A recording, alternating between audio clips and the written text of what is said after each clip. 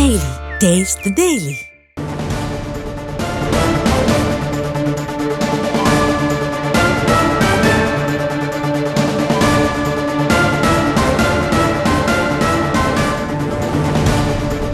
హైదరాబాద్ గాజుల రామారంలో high tension నెలకొంది. హైడ్రా కూల్చివేతలపై స్థానికులు ఆందోళనలకు దిగారు. ఇళ్ల కూల్చివేతలపై ఆగ్రహం వ్యక్తం చేస్తున్నారు బాధితులు.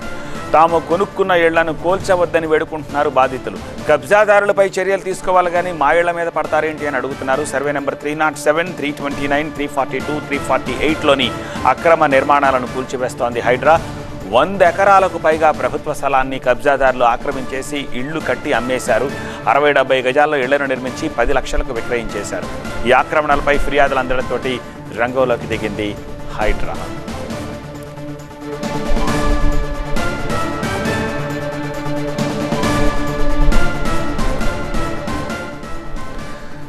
బాధితులు ధర్నాకి కూర్చున్న దృశ్యాలను చూస్తున్నాము. మా ఇళ్లను కూల్చొద్దంటూ హైడ్రా అధికారుల జేసీబీల ముందు అడ్డుగా కూర్చున్న దృశ్యాలవి. వీకెండ్ వచ్చిందంటే హైడ్రా ఎక్కడ ఆక్రమణల్ని కూల్చేయడానికి వెళుతుందో అని బెంబేలెత్తిపోతున్నారు. ప్రభుత్వ స్థలాన్ని కబ్జాదారులు ఆక్రమించేసి ఇళ్లు కట్టి వాటిని అమ్మేశారు. ఆ ఇళ్లను కొనుక్కున్న బాధితులు ఇప్పుడు హైడ్రా కూల్చివేతలతోటి హైడ్రా జేసీబీల ముందు అడ్డుగా కూర్చొని నిరసన వ్యక్తం చేస్తున్న దృశ్యాలను చూస్తున్నాము.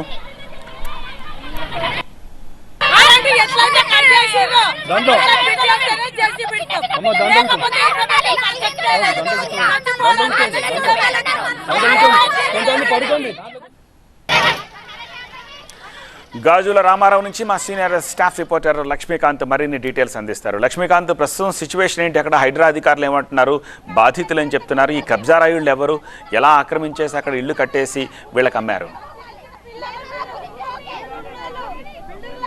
ఎస్, గాజుల రామారంలోని బాలనగర్ కాలనీలో ఒక్కసారిగా తీవ్ర ఉద్రిక్త పరిణామాలు చోటు చేసుకున్నాయి. మనం చూడొచ్చు, ఇక్కడ గాజుల రామారంలోని బాలనగర్ కాలనీలో జేసీబీ ఏదైతే ఇళ్లను కూల్చివేస్తుందో ఆ ఇళ్లను మొత్తం కూడా పేదల ఇళ్లను కూల్చివేద్దానంటూ ఇక్కడ కరెంటు వైర్లను మొత్తం కూడా ఇలా కరెంటు సరఫరా మొత్తం కూడా నిలిపివేస్తూ కరెంటు లైన్స్ మొత్తం కూడా కట్ చేసేశారు. ఇక్కడ వచ్చినటువంటి హైడ్రా ఫోర్స్ మొత్తం కూడా ఎలక్ట్రిసిటీ సిబ్బంది సహకారంతో ఒక్కసారిగా వీళ్ళు హైడ్రా పేదల జోలికి వెళ్ళమని చెప్తున్నప్పటికీ పేదల ఇళ్లని టార్గెట్ చేసుకుని ఇక్కడ మొత్తం కూడా కూల్చివేతలు చేపడుతుంది. మిగతా ఏరియాలో ఇదే మిగతా సర్వే నంబర్లలో దాదాపు 100 ఎకరాలు ఉన్న ఆ పెద్దల జోలికి వెళ్లకుండా పేదల జోలికి వస్తుందంటూ వీళ్ళు కరెంటు తీగలు పట్టుకొని మొత్తం కూడా ఆందోళన వ్యక్తం చేస్తున్న పరిస్థితి. ఏం జరుగుతుందమ్మా అసలు ఇక్కడ? అన్న, ఇప్పుడు నేను ఏమంటున్నా అంటే ఈడ గరీబోళ్ళు 30 సంవత్సరాలు కట్టుకొని ఉన్నారు సార్. అప్పుడు ఏమంటే మీకు పర్మిషన్ ఉందా, ఎందుకు కట్టుకొని ఉన్నారు అని అడుగుతున్నారు వీళ్ళు వచ్చి.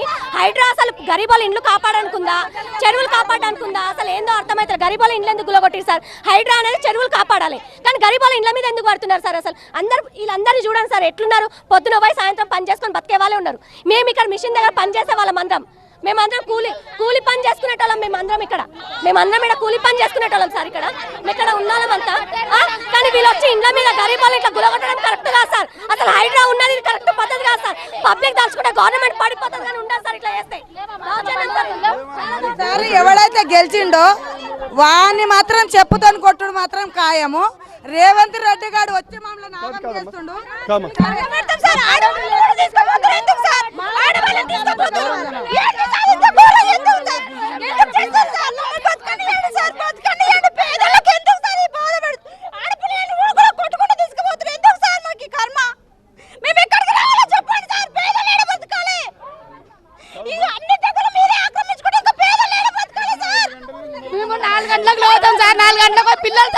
ఏమైందంటే ఇన్ని రోజుల సార్ మా తాతలు మా తండ్రులు ఇక్కడనే ఉండి ఇక్కడనే పని చేసుకొని మేము బతుకుతే ఇప్పుడు వచ్చి అన్ని గూలో కొడితే ఇప్పుడు ఈ జనం అంత ఏడా బతకాలి. మీరు పెద్ద పెద్ద అపార్ట్మెంట్లు ఉన్నట్టు మీకు కోరిలో చెరువుల పక్కన ఉన్న అపార్ట్మెంట్లు గూలో కొట్టుండే పేదల ప్రజలు ఎంత మేమందరం ఏడ బతకాలి? మీ ఇంటికి వస్తే పెడతారు ఒక పూట భోజనం పెట్టి మళ్ళీ పంపిస్తారు ఇంటికి.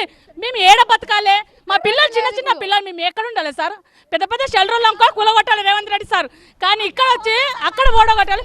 ఎంత మా పరిస్థితి చూడమ్మా. అంటే కబ్జాదారులు మొత్తం కూడా కబ్జా చేసి పేదల పేర్లతో పెద్దవాళ్ళు మొత్తం కూడా మిమ్మల్ని పెట్టి డ్రామా ఆడిస్తున్నారు అంటున్నారు సార్. మా తాతలు మా తండ్రులు కంకర మిషన్ గా పని చేస్తే మేము ఉన్నాం సార్. ఇది వడ్డు మేమున్నాము. మేమున్నాం సార్, మేము అసలు పెద్ద పెద్ద అపార్ట్మెంట్ ఉండాలి. చెప్పండి, మేము కావాలని ఎందుకు చేస్తాము? మాకేం అవసరం ఉంది? మాకు కావాలనే కదా, మేము జాగాలు ఉన్నాయి కదా, కరెంట్ కావాలి మాకు. ఇప్పుడు ఎలా ఇల్లు పలగొట్టారో, ఎలా స్తంభాలు పలగొట్టారో, మాకు కరెంట్ కావాల్సిందే. వాళ్ళని మీరు ఏం చేస్తారో చేయలేదు కానీ కాదు మా పేదలైతే హైడ్రా టార్గెట్ చేయవు, హైడ్రా కమిషనర్ ఎటువంటి పరిస్థితుల్లో పేదల జోలికి రామని చెప్తున్నారు కదా. మరి